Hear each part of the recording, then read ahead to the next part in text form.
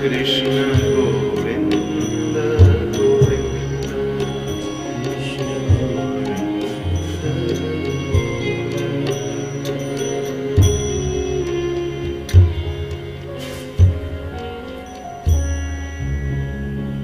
हे गोपाल राधा कृष्ण गोविंद गोविंद।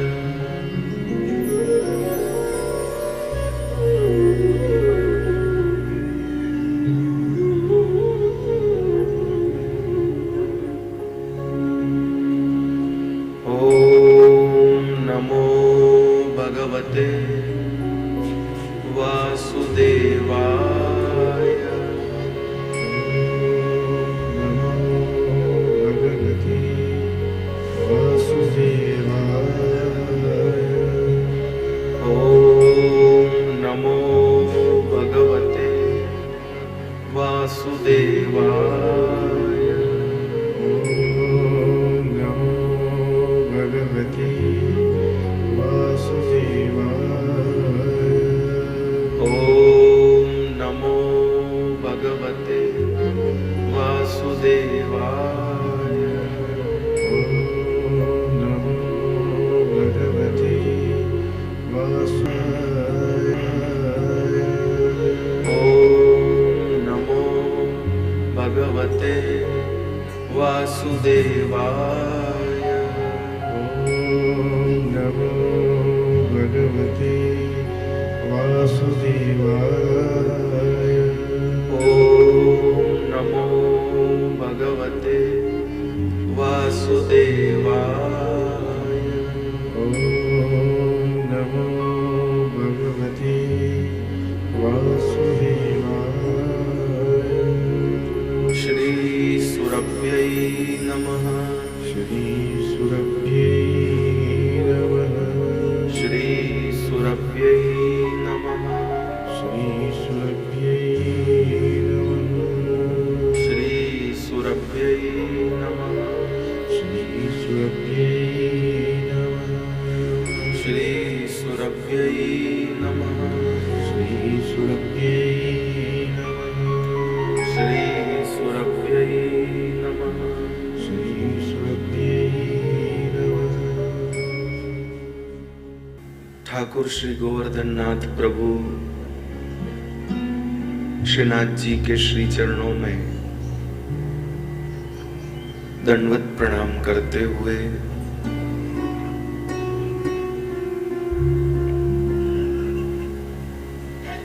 जगत जननी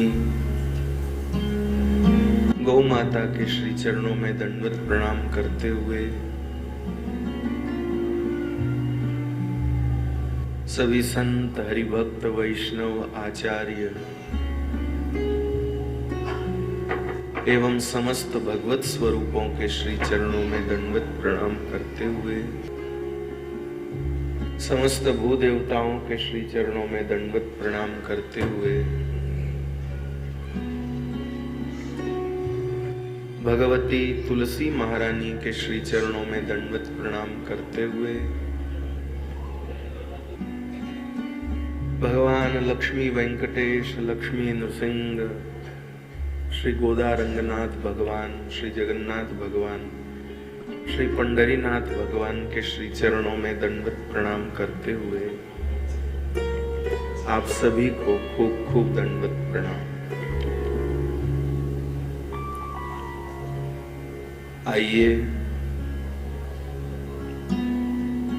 बहुप्रतीक्षित इस श्रीमद् भागवत कथा का हम लोग शुभारंभ करते हैं। शुरू करते हैं हम क्रम। आप लोग थोड़ा अपने आप को व्यवस्थित करें, मन को एकदम सहज करें, अन्य व्यवस्थाओं को यथास्थान विराम दे दें। जितनी जो हो गई सो ठीक है। अब जितना भी समय कथा का है उसको में हम लोग पूर्णतया कथा श्रवण करें।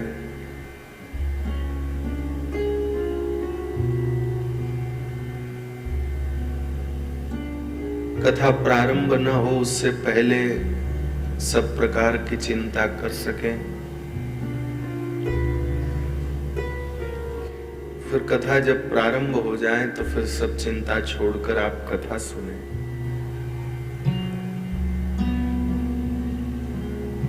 तब तो कथा का लाभ होगा, और नहीं तो दिन तो सोफा कुर्सी में ही चले जाएंगे। चलिए, कोई भूमिका बनाए बिना ही कथा करते हैं।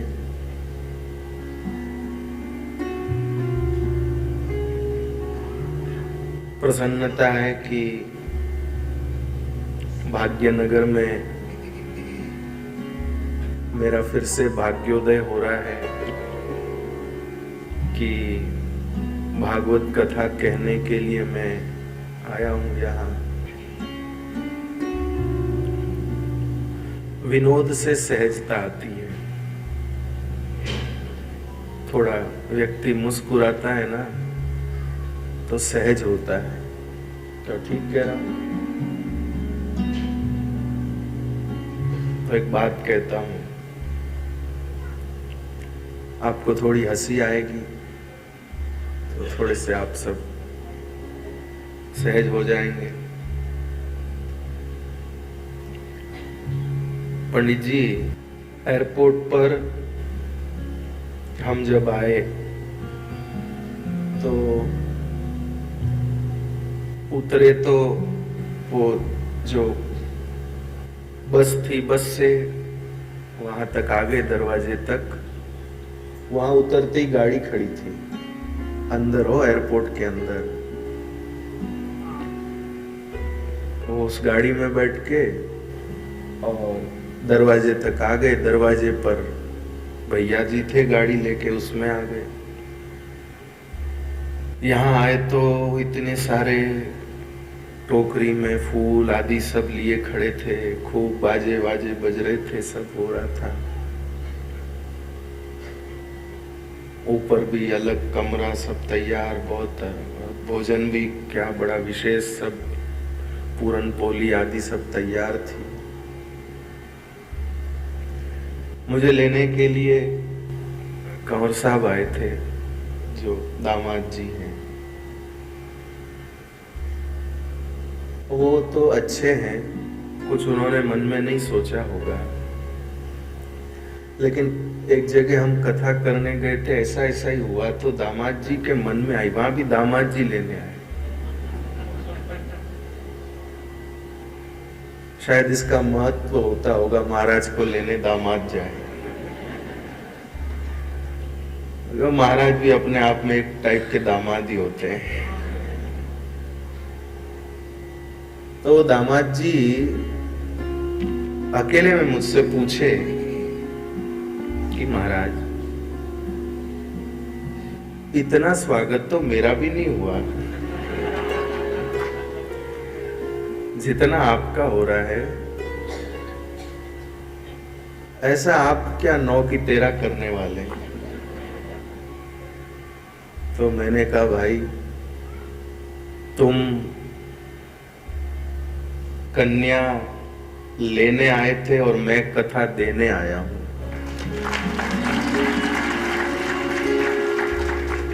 बस यही बात है। कथा जो है वो ऋषि नंदिनी है, समझिएगा कृपानाथ। माने ऋषियों की बेटी है कथा। ऋषियों की बेटी का नाम है कथा। महात्मा लोग विवाह नहीं करते, लेकिन महात्माओं की बेटी का नाम है कथा। तो फिर वो महात्मा अपनी बेटी कथा का विवाह किसके साथ करते हैं? तो ध्यान दीजिएगा, महात्माओं की बेटी कथा का विवाह महात्मा श्रद्धापूर्ण हृदय के साथ करते हैं। कथा का विवाह श्रद्धापूर्ण हृदय के साथ होता है। इसलिए यदि आपका हृदय श्रद्धापूर्ण होगा, कोई बेटी इतनी गुणवान होती है कि उससे कुछ पूछने की जरूरत नहीं पड़ती, उसकी अपने आप में इतनी प्रतिष्ठा होती है कि उसको कौन पूछे कि तुमको डोसा बनाना आता कि नहीं आता, तुमको सिलाई करनी आती कि नहीं, इतना कौन पूछे। किसी कन्या के पास में कोई बहुत बड़ी डिग्री हो तो क्या उसकी ननंद या उसकी कोई भाभी उसको पूछने जाए? उसके लड़के मतलब लड़के के परिवार से कोई बुआ जी या कोई जाएंगी ऐसे पूछने, क्यों भाई ये आता है क्या, ये आता है क्या? ऐसे कोई पूछेंगी? कोई नहीं पूछेंगी। तो कथा तो अपने आप में इतनी सिद्ध है, इतनी महत्व की है कि उसको कुछ पूछने की आवश्यकता ही नहीं है आपको। कथा के जो पिताजी हैं वो आपके हृदय को जरूर परखेंगे, वो आपके हृदय को जरूर परखेंगे कि आपके हृदय में श्रद्धा है कि नहीं है। हम ग्रंथ को अपने मस्तक पर रख कर के लाए इसलिए नहीं कि सबको नजर आए। ध्यान से सुनिएगा कृपानाथ, कभी सोचिए ग्रंथ को माथे पर ही क्यों रखते हैं? कंधे पर क्यों नहीं रख लेते? और कहीं क्यों नहीं रख लेते? ध्यान दीजिए, माथे पर रखते हैं ग्रंथ को क्योंकि हमारी मति में श्रद्धा है।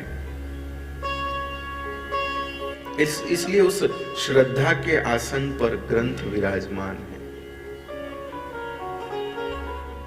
कई बार कोई भागवत जी की पोथी सिर पर रखते हैं तो कुछ पगड़ी जैसा या कुछ नहीं हो तो कुछ लोग रुमाल रख लेते हैं। तो उनको पूछते हैं ऐसा क्यों कर रहे? बोले सूना माथा नहीं होना चाहिए, कुछ न कुछ सिर पे होना चाहिए।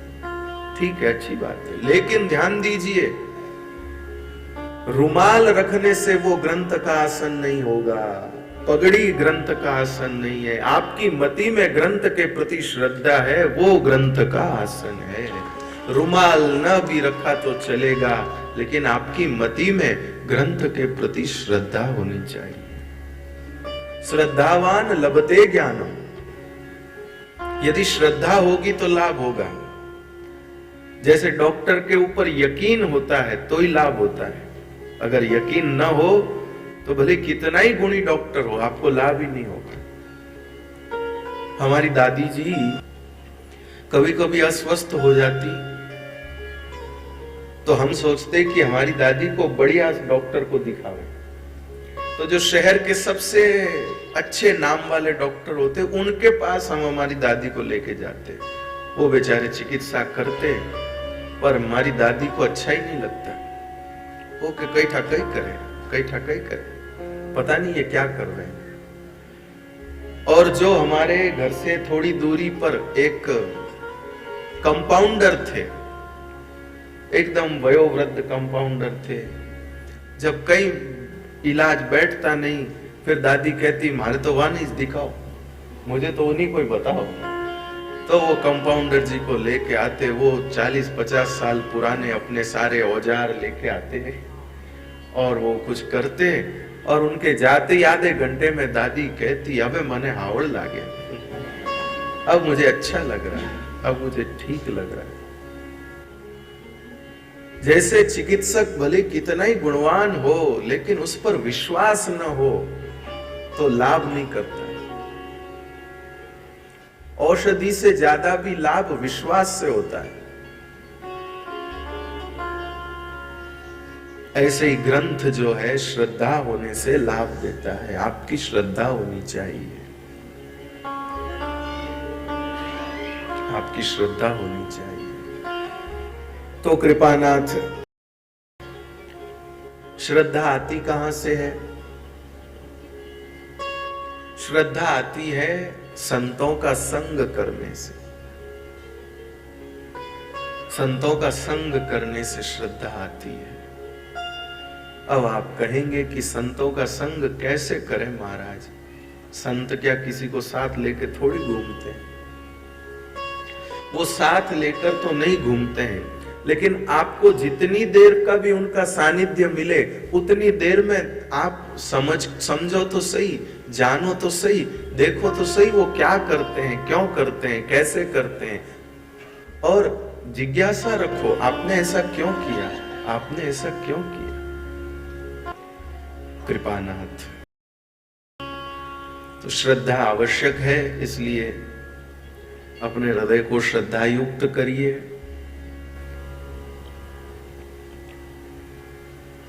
सब लोग सोच रहे होंगे कब से कथा होगी, कथा होगी, कथा होगी। लो जी, हो गई शुरू कथा। और कुछ घंटों में पहला दिन का सत्र भी हो जाएगा पूरा। इसलिए सबको मेरी एक ही प्रार्थना है, कथा प्रारंभ होने के बाद में सबसे महत्व का विषय हम लोग श्रवण करें। सबसे महत्व की बात है हम लोग श्रवण करें। चलिए, महात्माओं का बनाया हुआ नियम है कि जिस दिन कथा शुरू करते हैं उस दिन कथा का महात्म कहते हैं। पहले दिन कथा का महात्म होना चाहिए। तो मैं भी महात्म से कथा को शुरू कर रहा हूं। जिस कथा को आप सुनने जा रहे हैं, श्रीमद् भागवत की कथा। बहुत सारे ऐसे श्रोता भी होंगे जो पहली बार कथा सुन रहे होंगे। सोचते होंगे ये क्या पुस्तक है, ये कौन सी किताब है जिसका आकार कुछ अलग सा है, जिसका आकार कुछ अलग सा है, इसमें क्या लिखा है, क्यों हमारे फूफा जी, मामा जी, पिताजी इसको सिर पे रखे, क्यों इसकी पूजा हुई, क्यों इसकी आरती हुई, क्या कारण है? मैं कई बार कथा में ऐसा कहता हूं, एक वकील जिन किताबों को पढ़ करके वकील बनता है और जिन किताबों में लिखी हुई धाराओं से, जिन पुस्तकों में लिखे हुए कानूनों से वो कितने लोगों को उनके परेशानियों से मुक्ति दिलाता है, कईयों को जेल जाने से बचाता है। लेकिन कभी वकील साहब के पुस्तकों की ऐसी शोभा यात्रा निकलती है? बोलिए ना, कभी किसी ने सुना? कोई सेठ साहब बहुत बड़े भारी केस में फंस गए, वकील साहब ने केस लड़ा, जिता दिया, तो सेठ साहब ने कहा कि वकील साहब, जिन किताबों में से पढ़ कर आपने मुझे जेल जाने से बचाया, उन किताबों की शोभा यात्रा निकालेंगे और बढ़िया लाल चमकीले कपड़े में लपेट के, और आगे बैंड बाजे बज रहे हैं और पीछे पीछे सेठ जी माथे पर वो वकील साहब की किताबें लिए चल रहे हैं। ऐसा कभी शोभा यात्रा निकली? बोलिए ना। जबकि उन्होंने आपको जिन किताबों के ज्ञान से आप जेल जाते बचे, फिर भी उसकी शोभा यात्रा नहीं निकली।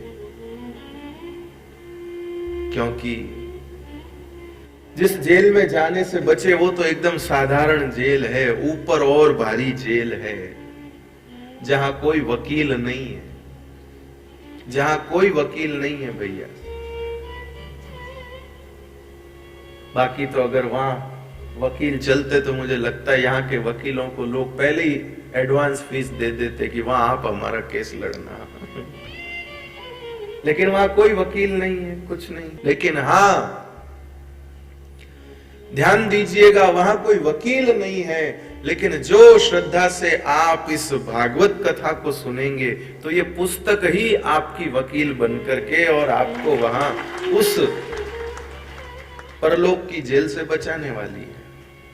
अब आप में से कई बुद्धिजीवी कहेंगे कि कैसी भोली बातें बनाते हैं, ऊपर का कहीं डिटेल किसी के पास थोड़ी है, वहां कैसी जेल है, क्या है क्या नहीं है, कहीं हो तो बताओ, ऐसा सब हो तो बताइए, ऐसे हम कैसे माने।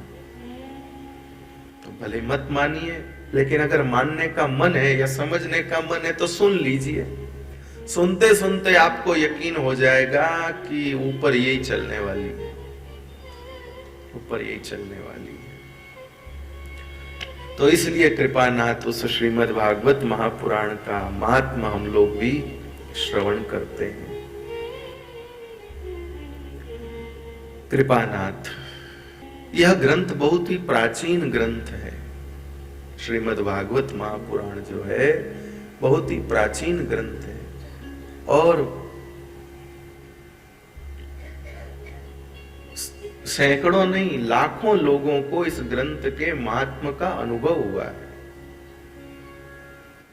क्या बिना किसी आधार के कोई कथा, कोई ग्रंथ इतने लंबे समय तक चल सकता है? विश्व में लोकप्रिय पुस्तकें बहुत हैं। एयरपोर्ट पर कभी कभी पुस्तकों की दुकान पर जब जाते हैं तो वहां लिखी रहती बेस्ट सेलर, इसकी इतनी लाख प्रतियां बिक चुकी हैं, इसकी इतनी करोड़ प्रतियां बिक चुकी हैं। लेकिन ये गारंटी नहीं ली जा सकती कि जितनी बिकी है उतनी पढ़ी गई है। लेकिन क्या कहना हमारे ऋषि मुनियों की कृति का, व्यास जी की कृति का, जो एयरपोर्ट पर बेस्ट सेलर पुस्तकें हैं उनका जन्म साल 2 साल का है, 3, 4, 5 साल का है और कुछ लाख करोड़ उनको पढ़ने वाले हैं। लेकिन जिस भागवत कथा को हम आपसे कह रहे हैं इसका जन्म 5000 साल पहले का है और अब तक करोड़ों नहीं अरबों खरबों इसको पढ़ चुके हैं और अभी तक भी पढ़ना जारी है।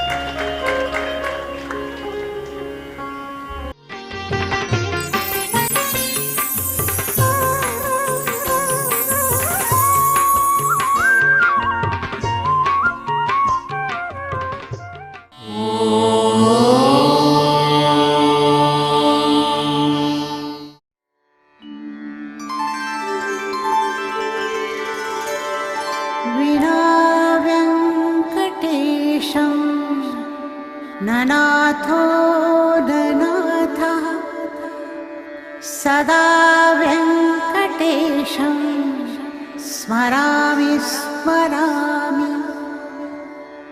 हरे वेङ्कटेश प्रसीद प्रसीद। प्रियं वेङ्कटेश प्रयच्छ प्रयच्छ।